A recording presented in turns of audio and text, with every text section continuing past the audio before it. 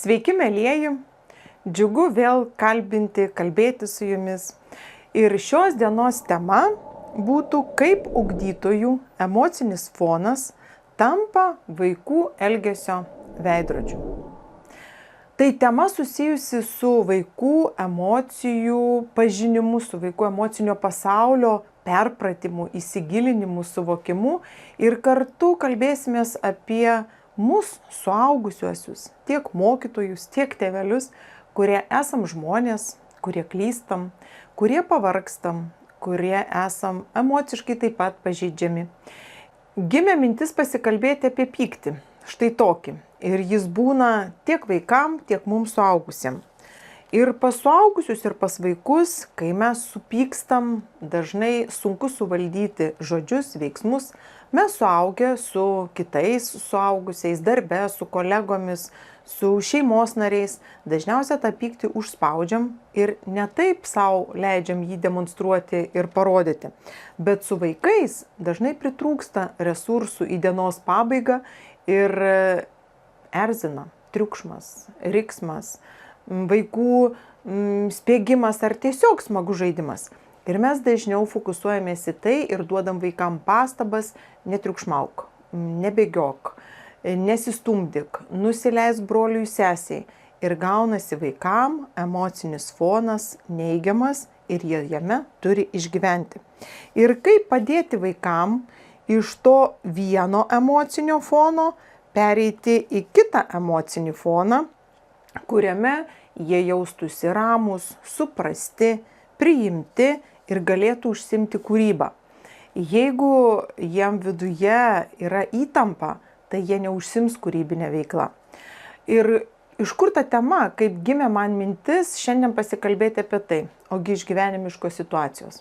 Paskutiniu metu tenka daug lankytis užsienio šalyse ir tenka daug skraidyti lėktuvu. Ir vienoje iš kelionių, kai nusileido lėktuvas, skridau ne viena su grupe.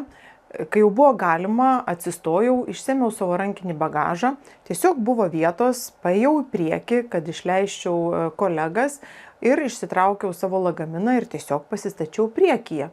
Ir kaip ir mes bendravom, kaip ir nieko aš ten nepastebėjau, kai atėjo laikas ir jau buvo galima išlipti iš lėktuvo, bandau stumti savo lagaminą, bet jis kažkur tarsi užstrigęs. Ieškau, kokia priežastis, ogi žiūriu, vyrukas uždėjęs koją. Ir aš jam sakau: ponas, pažiūrėkit, jūsų koja trukdo man lagaminą pastumti, o jis man ir rėžia. Taigi gal reikėjo mane praleisti, jūs užstatėt lagaminą. Tuo metu kažkaip ir nemalonu buvo, ir pasijaučiau pažeminta, ir nuliūdusi, ir pažeidžiama, ir net nesugalvojau, ką atsakyti, kažkaip pakėliau tą lagaminą ir nuėjom, jis už manęs, mano kolegės tiesiog jį praleido, irgi tuo pačiu metu išėjo, bet liko tokia neigiama emocija. Ir paskui aš jį pasižiūrėjau ir su tokiu karteliu ir visą pusdienį galvojau apie šitą situaciją.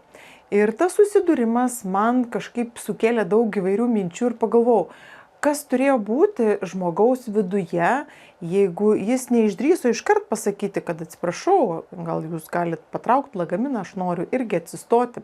Aš būčiau jį patraukus ir ten nieko panašaus nebūtų įvykę. Bet visą tą laiką, gal ten 5 ar 10 minučių, kol lėktuvas stovėjo, jisai tikriausiai virė pyktyje, uždėjo tą koją, laikė, aš jos tiesiog nemačiau. Ir paskui, kai jau atėjo tam tikra akimirka, jis su nepasitenkinimu ir tokia neigiama emocija man tai ištransliavo. Ir aš likau nepatenkinta ir jis virė pyktyje ir pagalvojau, tikriausiai tam žmogui labai sunku su savimi išbūti turi būti. Ir paskui jis tą savo pyktį parsinešė tikriausiai į šeimą, pas savo žmoną, pas savo vaikus. Ir irgi tai, kas jį erzino, jis tikriausiai ištransliavo visą tai. Aišku, ir aš kruopelytę to pykčio parsinešiau ir kai grįžau namo, irgi dar man viduje toks neigiama emocija virė, bet kai suvokiau priežastį ir kai susitikau su savo vaikais, tai norėjosi apkabinti ir jiem pirmiausia, ką padariau, tai papasakojau šitą istoriją, kuri nutiko. Ir kadangi mes daug su vaikais kalbamės apie emocijas, tai jie man ir išaiškino visą tą situaciją ir pasakė, kad taip, suaugusiems žmonėms, ne tik vaikam, tai nutinka. Bet man šitas įvykis paskatino pasikalbėti apie mus, apie suaugusiuosius, kaip mes tvarkomės ir ką mes darom apimti pykčio. Ir kai būnam pavargę, kai turim didelį darbo krūvį, kai mūsų indas ir tas emocinis bagažas būna perkrautas, kai mes kaip tas benzino bakas, kai esam viduje tušti ir po sunkios darbo dienos grįžtam namo į šeimą, kur tikimės poilsio, ramybės, o vaikai yra vaikai. O vaikai mūsų pasiilgia, jie nori su mumis žaisti, jie triukšmauja, jiems smagu, jie pasima kažkokius tai puodų dangčius ir juos tranko. O mūsų indas yra tuščias ir bet koks dirgiklis, aštrus garsas, riksmas, vaikų juokas gali mus tiesiog išerzinti, sukelti pyktį. Ir tada kas nutinka? Mes viduje, kai būname pavargę, savo neigiamą emociją, savo pyktį ištransliuojame ar parodome pačiai jautriausiai, patiem mažiausiam, patiem pažeidžiamiausiam žmogučiam, tai vaikam. Ir tada mes jiem užkraunam, taip kaip man užkrovė lėktuve ir aš parsinešiau dalelę to žmogaus pykčio ir parėjau su juo į savo namus, taip mes užkraunam savo vaikam.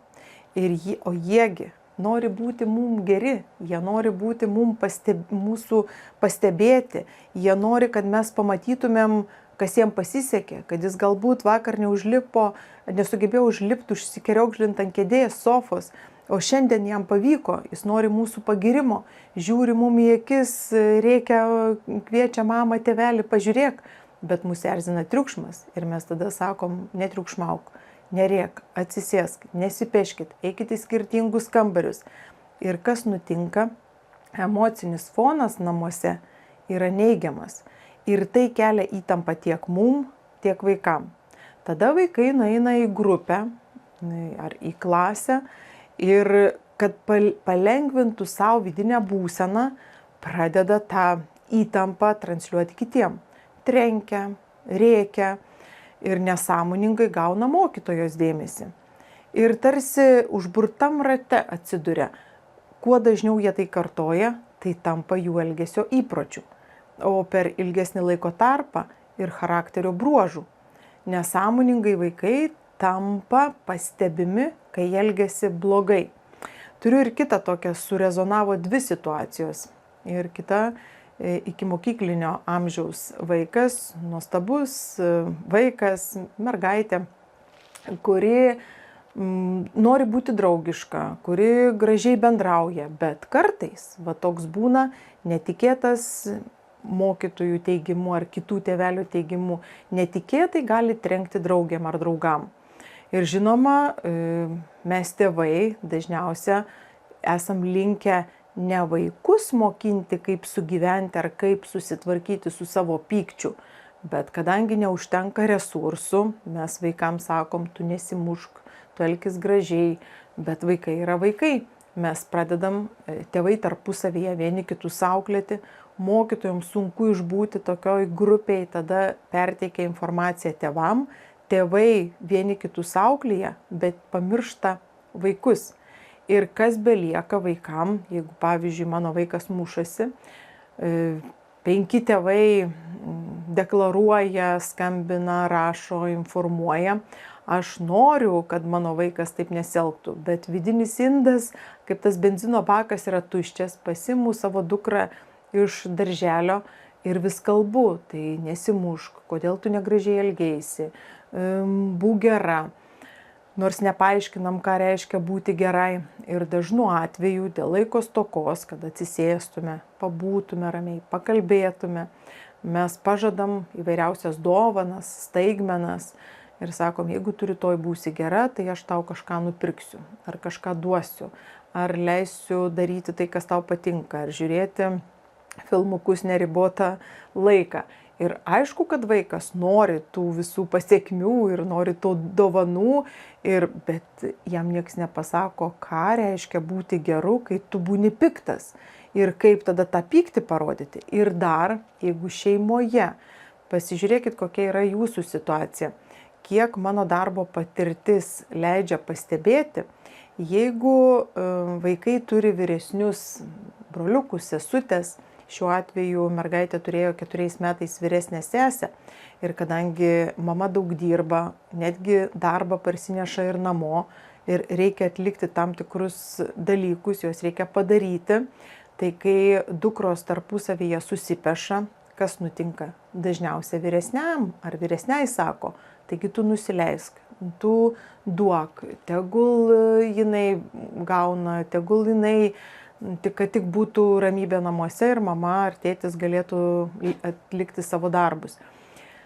Ir kai pamačiau toj situacijai tam tikri piešiniai, kur vaikas parašęs, kaip kiti netinkamai elgėsi su ja, ir kai mama papasakojo, kad mokino ją rašyti ir netgi nubrėžė linijas, kad atskirtų kiekvieną žodį, būtent taip jinai ir surašius tuos žodelius, tai parodo, kiek vaikas įdėjo daug pastangų, kad mama suprastų, kaip vaikas jaučiasi grupiai. Nors iš kitos pusės vaikas būna geru taip, kaip sugeba. Jeigu jis grupiai kažko nori, tai trenkia ir aišku, kitas vaikas jai atiduoda tą žaisliuką. Ir taip išmoksta, kad šitas veiksmas yra labai veiksmingas, norint patenkinti savo poreikius. Ir kuo dažniau kartoja, tai tampa tam tikrų įpročių. Tėveliai ir mokytojai nepaaiškina vaikam, ką daryti, kai tu esi piktas, kai neturim laiko tiesiog pabūti šalia vaiko. Vaikas grįžęs namo, norėdamas gauti mamos pažadėtas dovanas, aišku, jam bus sunku prisipažinti, kad aš netinkamai elgiausi.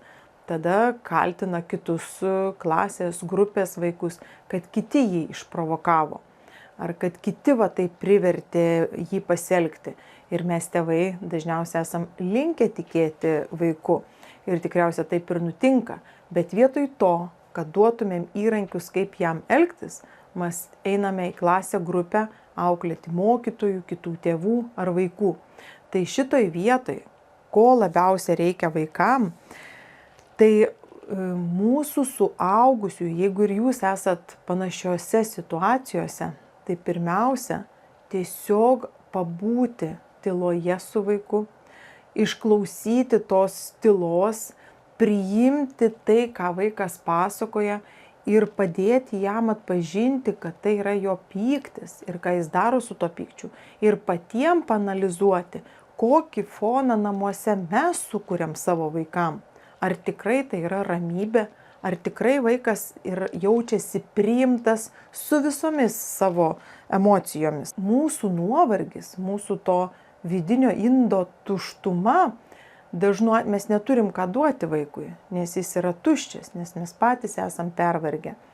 Ir taip užkraunam tas savo emocijas, duodami vaikam neigiamas pastabas ir tai sukelia vaikų vidinę įtampą. Ir ko pasekoje atsiranda vaiko netinkamas elgesys. Ir kuo dažniau tai kartoja, tai tampa įpročiu ir susiformuoja tam tikri charakterio bruožai. Tai kad to nenutiktų, tai pirmiausia, atsakingas tėtis ar atsakinga mama ar pozityvios tėvystės pagrindais auklėdami savo vaikus, tai nereiškia, kad vien mes darom taip, kad vaikas yra besišypsantis ir laimingas. Visokias emocijas vaikas išgyvena, bet mes būnam šalia vaiko ir sugebam išbūti tyloje ir padėti jam suprasti, kas vyksta jo vidinėme pasaulyje. Kad vaikai nepiktavališkai manipuliuoja grupėje, klasėje, ne todėl, kad jie dabar sugalvojo ir jie manipuliuos. Jie tik taip gali išgyventi. Tėveliai, mokytojai priima tik teigiamą elgesį, bet jie įgūdžio, kaip elgtis neturi ir kas jiem belieka, tik ieškoti savo netinkamų veiksmų pateisinimo priežasčių. Ir jeigu jie jas suranda, pateikia tėvam, tėvai užstoja, eina vaiką ginti ir nesąmoningai jis suranda raktą, kad manipuliacijos padeda išgyventi.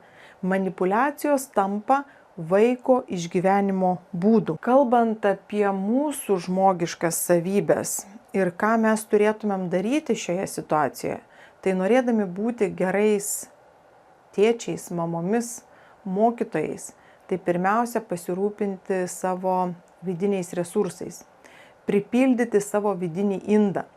Tai yra pailsėti, darbus palikti darbe, grįžus namo, ieškoti būdų, kaip jūs galite susikurti vidinę ramybę. Ir kad būdami šalia vaikų, jiem parodytumėt, kaip būti geram. Pastabos, kaip matot, neveikia. Vaikai ir taip žino, kad yra blogi. Visi jam tą patį sako. Jie nori būti gerais. Tik būdami patys viduje ramus, palikę pykti už durų, mes galime pastebėti vaiko sėkmes, kas vaikui pasisekė, ką jis padarė tinkamai. Ir žinoma, namuose labai svarbu, jeigu yra vyresni broliai, sesės, nesakykit vyresniem, kad tu nusileisk mažesniam, tu leisk, tegul jis tai daro, tu pabūk protingesnis, tu būk ramesnis. Žinokit, tai nei gera jaunesniem, nes jaunesni supranta, kad mama, tėtis yra užtarėjas ir kai jie bendrauja su vyresniu ir vyresnieji nusileidžia, supranta, kad mano manipulacijos labai gerai suveikia, aš labai greitai patenkinu savo poreikius ir tai formuojasi netinkamas elgesys. Jokių būdų to nedarykit, nes tada vyresniesiem lieka pyktis jaunesniųjų vaikų atžvilgių, o jaunesni mokosi netinkamo elgesio. Ir tai tampa jų įpročiais, o paskui įpročius yra labai sunku pakeisti. Klausykite vaikų per tylą, stebėkite juos. Ir pamatė, kad ir mažiausia sėkmė, kad tu įdėjai pastangų, vakar neužlipai ant kėdutės, o šiandien užlipi. Vakar jūs su sese nesusitarė tyliai, o dabar girdžiu, jūs kalbatės tyliai ir jūs dvi susitarėt.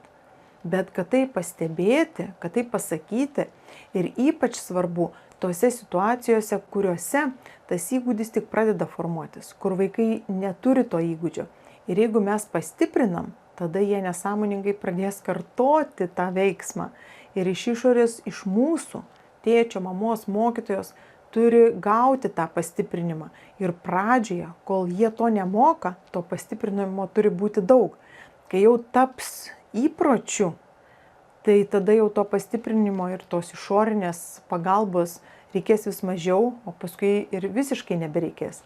Bet pradžioje, kai vaikai nemoka susitarti, kai elgiasi netinkamai, mes turim į jų lūpas įdėti tinkamus žodžius ir parodyti tinkamus veiksmus. Dažnai taip nutinka, kai mes, būdami patys pervargę, perkame vaiko dėmesį, mėgstamais jo daiktais, bet to nepakanka. Jam vis tiek viduje lieka tuštuma.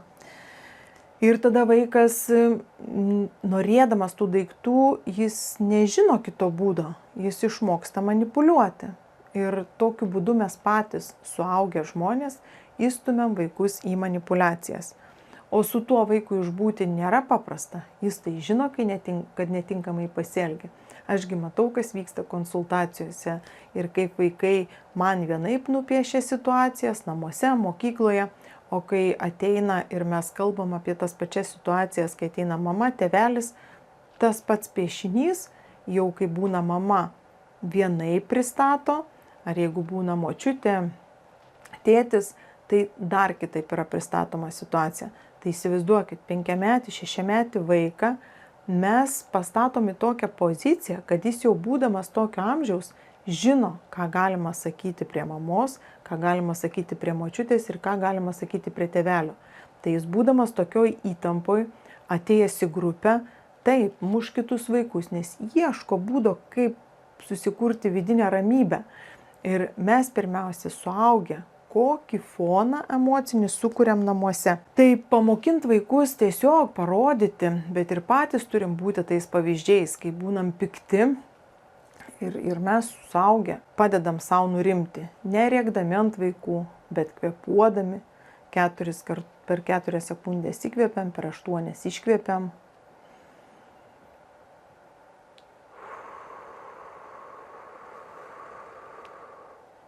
Ir parodyti, ir pakvėpuoti.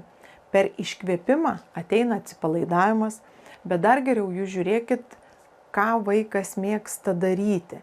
Jeigu jis pykčio apimtas pradeda kažką mėtyti, nežinau, puoduką, dar kažkokius daiktus, kurių negalima mėtyti, tai jum yra žinutė, kad jam nurimti padeda mėtymas, veiksmas.